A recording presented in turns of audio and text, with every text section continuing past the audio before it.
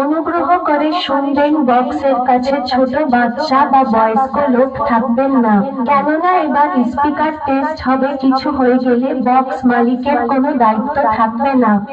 Speaker test হচ্ছে।